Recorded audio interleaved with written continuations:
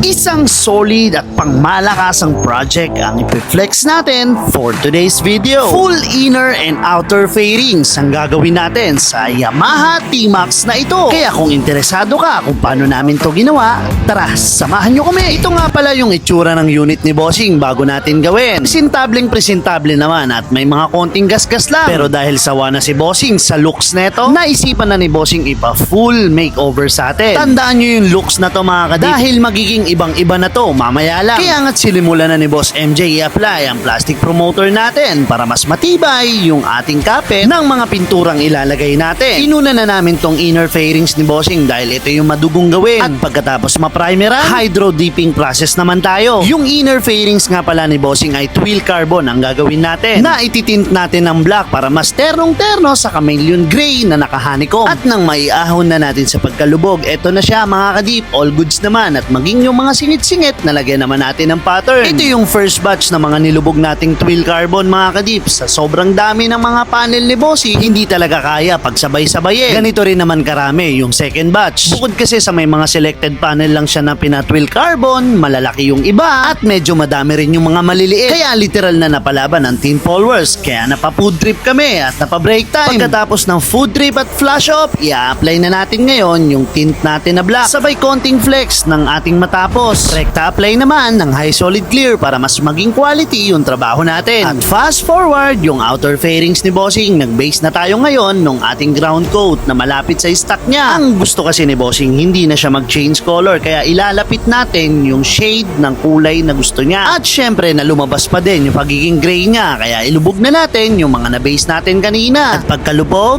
konting flex, tapos i-apply na rin natin yung ating chameleon. Nga pala, wala tayo nung footage nun dahil talagang sobrang daming nakapila at iniisip, hindi na natin na-videoan. At eto na sila mga kadip, lahat ng mga nailubog natin na outer fairings ni Bossing. Nang ma-apply naman natin yung chameleon, eto na yung final output at ina-apply na natin ngayon yung ating high solid clear. Sa madaling salita, eto na yung final stage at makikita na natin yung final output natin mga kadip. Alam ko, excited ka na sa final output. Pero bago yan, gusto ko muna ipakita sa'yo, ito yung flex ng konti, yung chameleon effect niya. Ayan no, napakaganda diba? At napakatikas. Maging sa mga malalaking panel ni Bossing, litaw na litaw yung pagka-chameleon niya. At take note, gray pa din diba? Sa akin, masasabi ko nakuha natin yung gusto ni Bossing. Ang tanong, sa kanya kaya, nakapasa kaya tong project na to? Big shoutout nga pala sa mga nagkabit at nagbaklas neto, si Boss Teng natin at Boss Rodel. Yung final interview nga pala ni Bossing at reaction, reflexan kita ng kakaunti. Yung interview, next video na lang. Pero yung montage, syempre, ngayon na yun.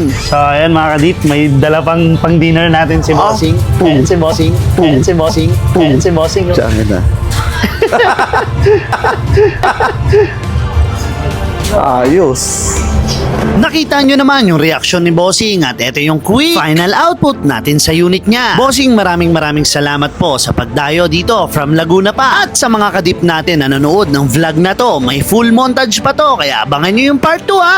So paano? Kita-kits next vlog. To God be the glory.